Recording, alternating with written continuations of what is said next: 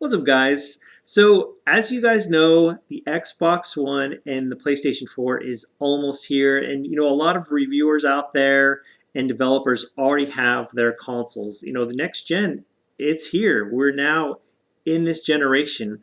Just us gamers just have to go out and get these consoles when they're released, and there's some really big name titles coming out in the near future. You've got Titanfall, you've got Destiny, you've got Infamous Second Son, you've got some big name games coming out in 2014. You've got Watch Dogs.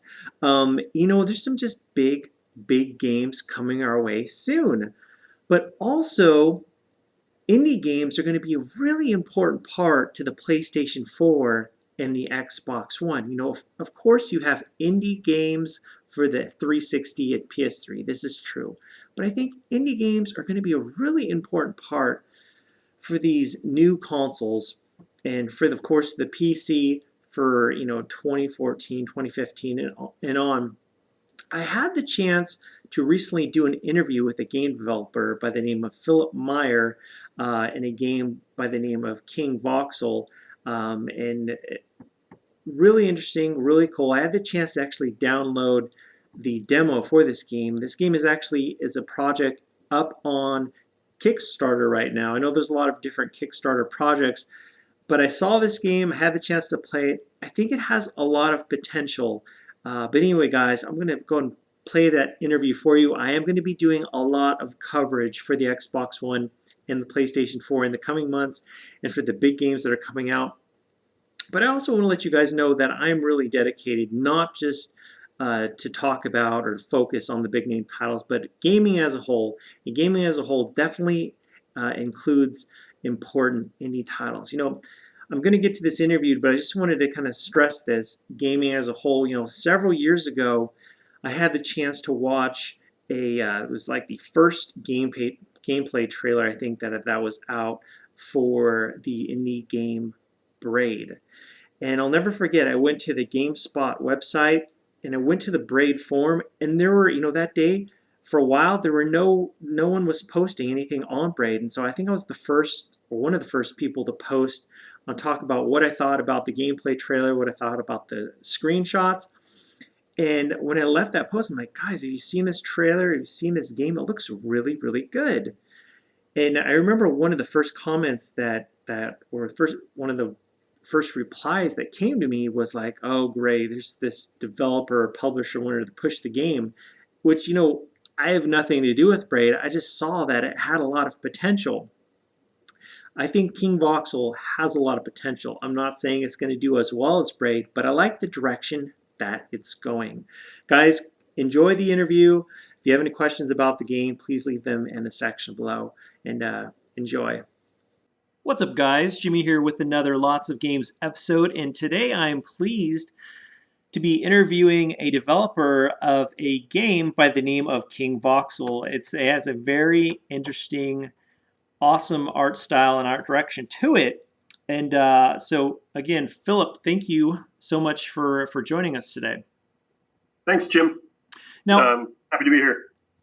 Appreciate it. Now, I have a quick question for you. Now, give me for those out there that are watching this, can you give us a brief synopsis for what King Voxel is all about?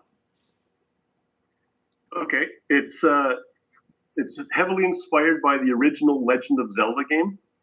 I played the original Zelda like countless times. I loved it. The combat, the exploration, the treasure hunting, all that sort of thing. So I have all of those elements in my game. But the only problem that I had with Zelda is that it was so good that I just played it until I knew where everything was. And then the exploration became stale because I already knew where all the items were. So I thought it'd be cool to make a game that's similar to Zelda, which I consider it to be a timeless classic, but sure. But fix up the issues that I had with that game. Like now I have a world generator, a quest generator, which creates randomly configured worlds and randomly placed items. So you can play this game 1,000 times and it's different every quest. Yeah, that's fantastic for replayability, obviously, and that's great. And I like to point out to people, you don't have to beat the game 1,000 times. You can just beat it once if you want. But Sure. if you want to play it again and again, then always there's 1,000 quests waiting for you. Now, tell me who, including you, who's tell me about is it mainly you who's developing this game? I think you also had a composer or Yeah, someone who's doing. that's right. So yeah, it's pretty much a one-man show, except like I don't have any musical talent. So I have a buddy of mine, Mike Keogh, doing that. Okay. Okay, awesome. That I mean, you want to talk about indie games, one or two guys making the game. That's pretty impressive. Okay, so I had the chance actually, you do in fact have a demo available, and I had the chance to download it on my PC, and I used obviously I have a keyboard and mouse, but I had the chance to use, it is compatible, for me at least, I was able to use an Xbox 360 controller. Oh yeah, that's the way to go. And as I was, playing a game that reminds me of Zelda, using a gamepad, and I started to play the game, and I'm like, this is interesting. And the once I reached an area with monsters or enemies, and I started to actually enter into combat, I was like, okay, this actually is pretty good. I know, obviously, on your Kickstarter page, it states on how right now, the demo, it is alpha. To keep that in mind. But having said that, I am very impressed with the direction you're going with it so far. The gameplay, playing games like Zelda, I felt right at home. Can you tell me a little bit about the technology or the game engine that's powering King Voxel?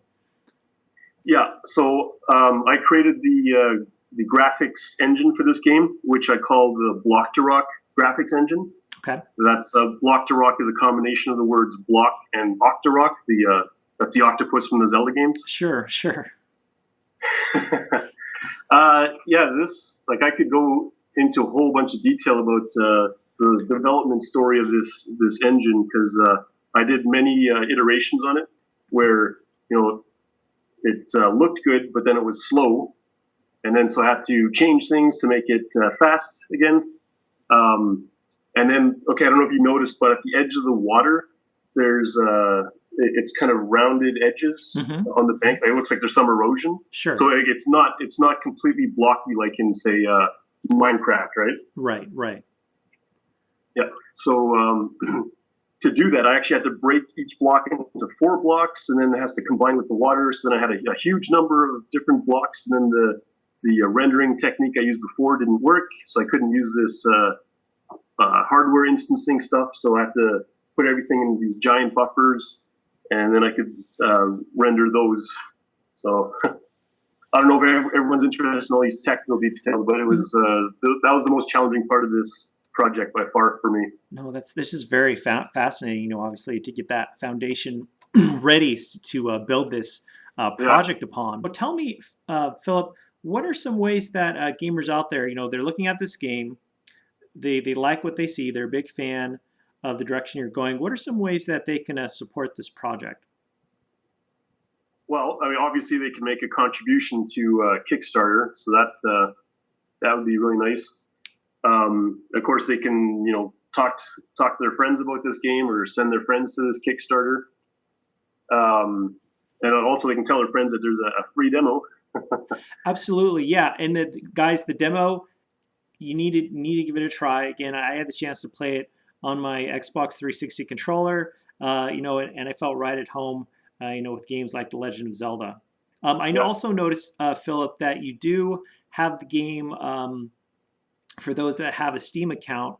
I'll include the links in the video description, but you are going to hopefully have this on Steam, and it is currently hopefully going to be greenlit. Right. That's the third way that you can help me out with this project is you can upvote the game on Steam Greenlight. Guys, now again, just to recap, reiterate, the links for what we talked about today are going to be in the video description below. The game is King Voxel.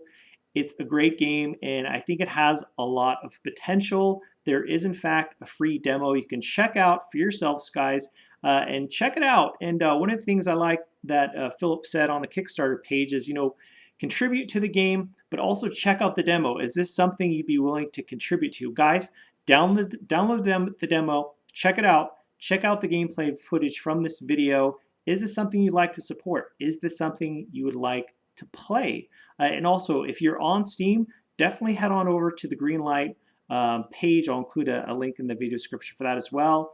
And if you like this type of game, please give it a thumbs up. We need more of these types of games. Again, this game looks like it. Again, I had the chance to play it, and it's fun, and I want to play more. But anyway, guys, check out King Voxel when you get the chance. Phillip, thank you so much for joining us, and I wish you the best of luck with this really exciting project. Yeah, thanks a lot, Jim.